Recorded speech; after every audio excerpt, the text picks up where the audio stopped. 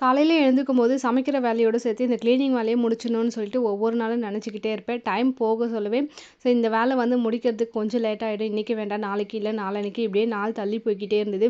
சரி இது மாரி போய்க்கிட்டே இருந்தா இன்னும் டஸ்ட் வந்து அதிகமாயிடும். எவ்வளோ நேரம் ஆனாலும் சரி பரவாயில்ல. இன்னைக்கு வந்து இந்த வேலை முடிச்சே ஆகணும்னு சொல்லிட்டு கிளீனிங் வேலையில வந்து இறங்கியாச்சு.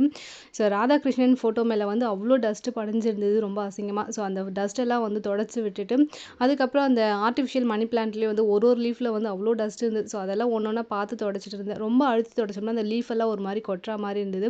ஸோ அதெல்லாம் தொடச்சு ரீஅரேஞ்ச் பண்ணிட்டு, டிவி கிட்ட இருக்க அந்த கிரீன் கலர் மேட்லயும் அவ்வளோ டஸ்ட் வந்து படிஞ்சிருந்தது.